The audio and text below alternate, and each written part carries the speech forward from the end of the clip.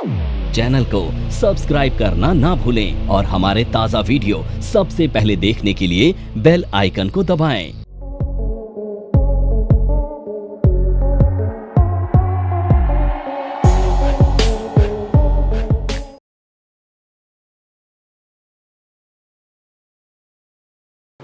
अब हम समझेंगे डेरिवेटिव मार्केट को। डेरिवेटिव क्या होता है? सबसे पहले मैं बता दूं, डेरिवेटिव एक प्रोडक्ट होता है जिसकी वैल्यू ड्राइव करते हैं अंडरलाइंग एसेट्स। ठीक है, अब थोड़ा सा कॉम्प्लेक्स हो गया, आसान शब्दों में बताता हूं। आप लोग देखेंगे बाहर और बाहर का वेदर देखेंगे तो मैं आपसे एक सवाल पूछता हूं कि क्या थोड़ी देर में या कुछ समय बाद बारिश आ सकती है? तो आप बाहर के मौसम को देखकर बोलेंगे बारिश आ सकती है, और ऐसा इसलिए क्योंकि आजकल बारिश का सीज़न है। तो सबसे पहली चीज़, बारिश का सीज़न है इसलिए बारिश आ सकती है, और यही एक बहुत बड़ा रीज़न है बारिश के होने का। अब ये कैसे हमें पता चला कि बारिश आ जाएगी? तो हमने अभी बोला कि बारिश का सीज़न है, तो जो सीज़न है वो क्या है? फैक्टर, यानी अंडरलाइंग एसेट्स। अब अगर सीज़न चेंज हो जाए और समर सीज़न की जगह विंटर हो जाए तो विंटर में बारिश वैसे तो होने के लिए हो जाती है, पर नॉर्मली हम मानते हैं विंटर में बारिश नहीं होती। तो अगर विंटर का सीज़न होता और तब मैं सेम सवाल आपसे पूछता तो आपका जवाब क्या होता? आपका जवाब होता बारिश नहीं आएगी, क्योंकि वो फैक्टर जिससे बारिश आती वो उस वक्त काम नहीं कर रहे थे। तो कहने का मतलब ये है कि ये जो डेरिवेटिव है ना, इसकी वैल्यू किस पे डिपेंड है? अंडरलाइंग एसेट पर। अंडरलाइंग एसेट्स को आप फैक्टर भी बोल सकते हो, ठीक है। और एक एग्जांपल देकर बताऊं, चलो मैं इसी को बताता हूं। रेन, ये है डेरिवेटिव प्रोडक्ट एग्जांपल के तौर पर।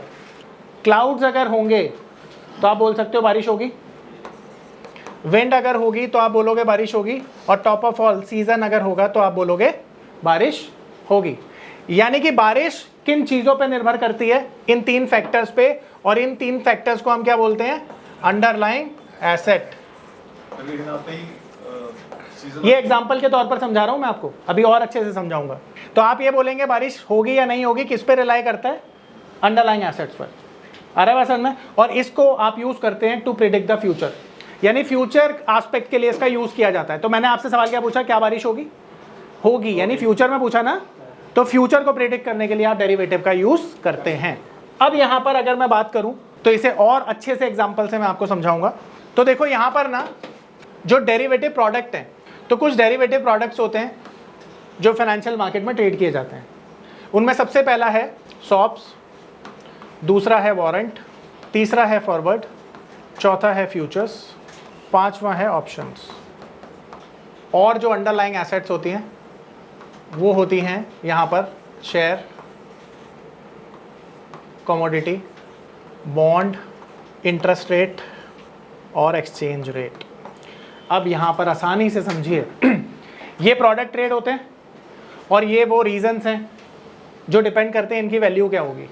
अब एक छोटा सा एग्जांपल लें, मैं ITC के फ्यूचर को ले लेता हूँ एक एग्जांपल के तौर पर। तो ITC का एक फ्यूचर है जो मार्केट में ट्रेड होता है, और यहाँ पे ITC का शेयर है, ट्रेड होता है।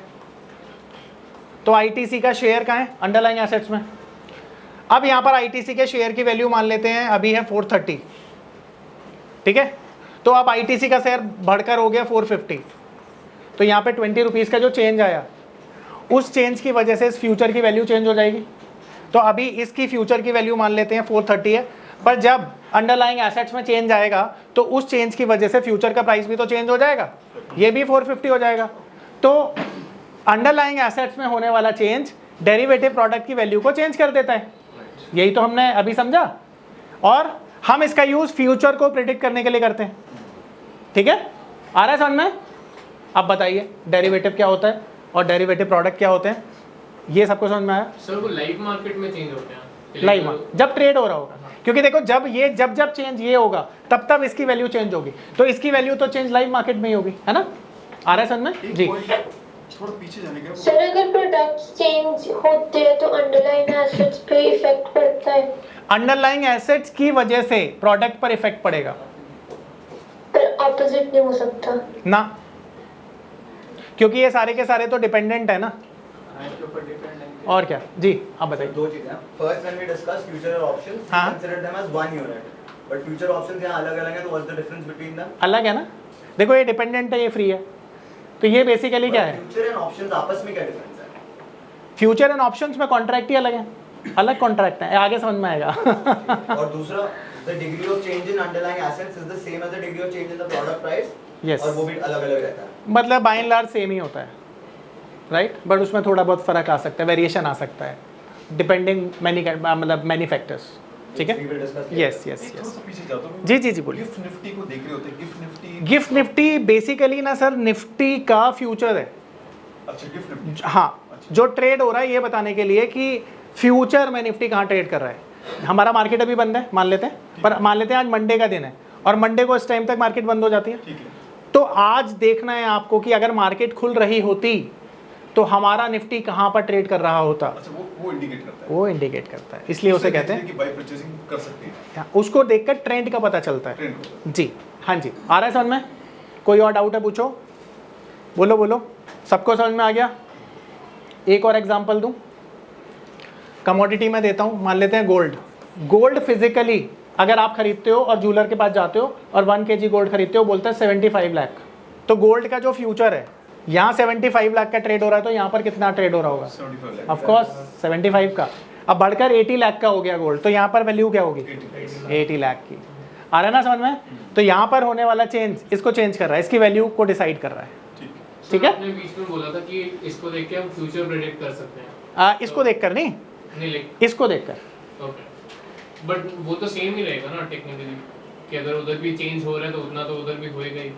मैंने कहा डिपेंड करता है, पूरा कंप्लीटली उतना नहीं होगा। अगर यहाँ पर 5 लाख का चेंज आया तो हो सकता है यहाँ पे 4,90,000 का चेंज आए, या हो सकता है 6 लाख का भी आ जाए, पर चेंज होगा उसी डायरेक्शन में, ये तय है।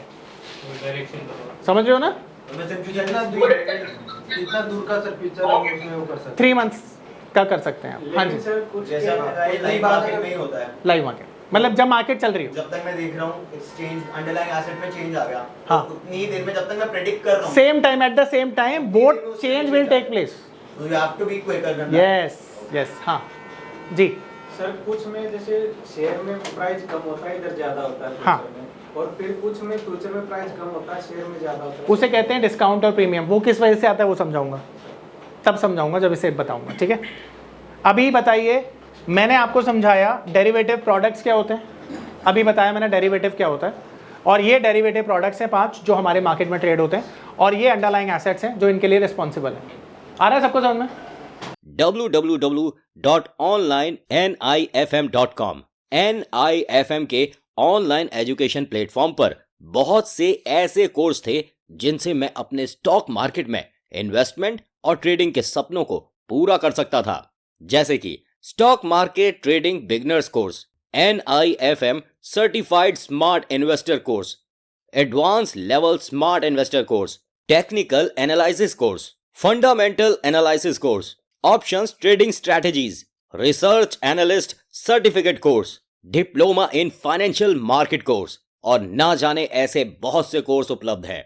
फिर मैंने www.onlinenifm.com की साइट पर जाकर NIFM का NIFM certified smart investor course को ऑनलाइन परचेज किया, जिसको सीखने के बाद मैंने जाना कि शेयर मार्केट से पैसा कमाना कितना आसान है। बस आपको एक सही प्लेटफॉर्म की जरूरत है, जो है www.onlinenifm.com। NIFM के ऑनलाइन प्लेटफॉर्म की वजह से मैंने लॉकडाउन के दौरान शेयर मार्केट से अच्छी इनकम भी जनरेट की।